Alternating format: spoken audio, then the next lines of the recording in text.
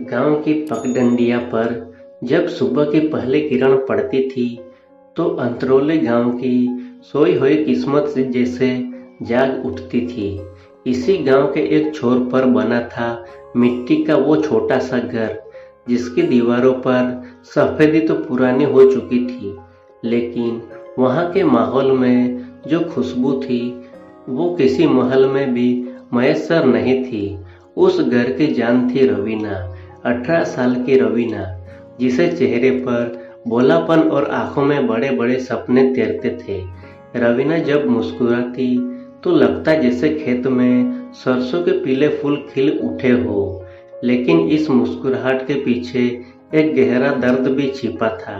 बचपन में ही सिरे से माँ बाप का छाया उठ जाना। रवीना, अरे ओ रवीना, देख तो सूरज सिर पर आ गया और तेरी पढ़ाई खत्म नहीं हुई। भाभी सुनीता ने रसोई से हाथ पोंछते हुए आवाज दी।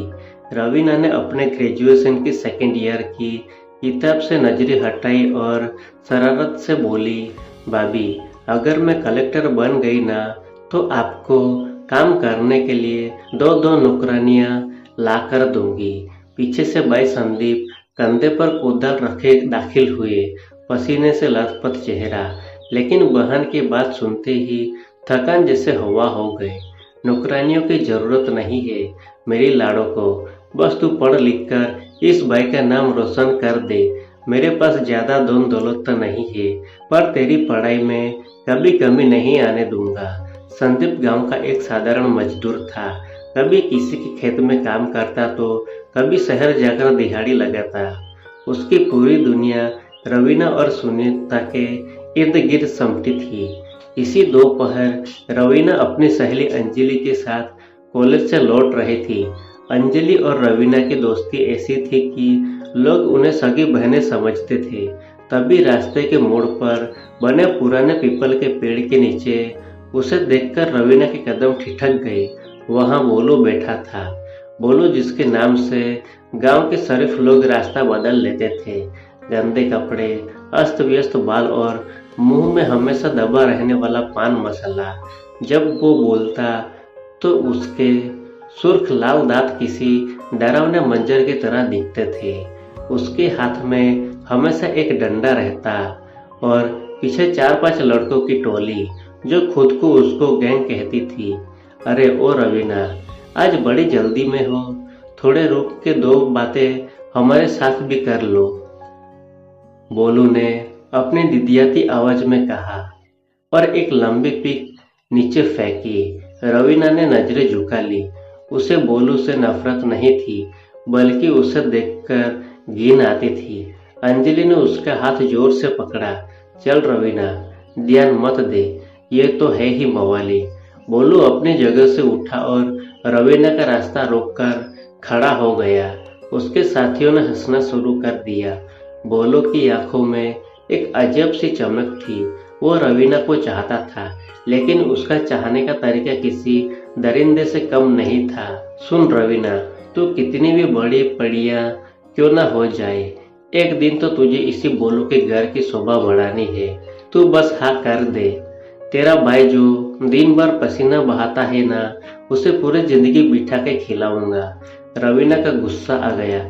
उसने हिम्मत जुटाई और बोलो की आंखों में आंखें डालकर कहा, बोलो, इंसान की औकात उसके पैसों से नहीं, उसके चरित्र से होती है।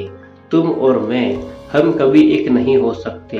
तुम मेरा परफेक्ट मैच कभी नहीं बन सकते। मेरे और तुम्हारे बीच जमीन और आसमान का फर्क है। बोलू का चेहरा गुस्से से लाल हो गया, पर वो कुछ बोला नहीं। उसने बस रवीना को जाते हुए देखा। उसके एक साथी ने कहा, भाई ये तो बहुत उड़ रही है, पंख काट दे उसके। बोलू ने उसे जोरदार थप्पड़ जड़ दिया।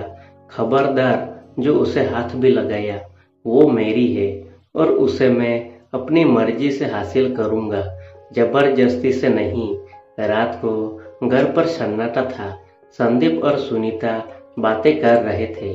तभी घर के दरवाजे पर एक दस्तक हुई। दरवाजे पर संदीप का एक दूर का रिश्तेदार मामा दयाराम खड़ा था। दयाराम के चेहरे पर एक कुटिल मुस्कान थी। संदीप बेटा, तेरी बहन अब जवान हो गई है, कब तक उसे ऐसे ही कुंवारा रखोगे? मेरे पास एक बहुत बड़े घर का रिश्ता है। शहर के पास वाले बड़े गांव के सरपंच रमेश बाबू का बेटा रोहित, लड़का शहर में पढ़ता है, एक लौता वारिस है। अगर ये शादी हो गई तो रवीना रानी बनकर रहेगी। संदीप असमंजस में था। मामा जी, अभी तो वो पढ़ रही है और हम छोटे लोग सरपंच के घर में। अरे छोटा बड़ा क्या, उन्होंने फोटो देखी है, लड़की उन्हें पसंद है। संदीप, ऐसा मौका फिर नहीं मिलेगा। रवीना ने कमरे के बाहर से यह सब सुन लिया। उसका दिल जोर जोर से धड़कने लगा। उसे शादी नहीं करनी थी, उसे पढ़ना था। लेकिन बाई के चेहरे पर आई खुशी की चमक देखकर उसका गला कंद गया।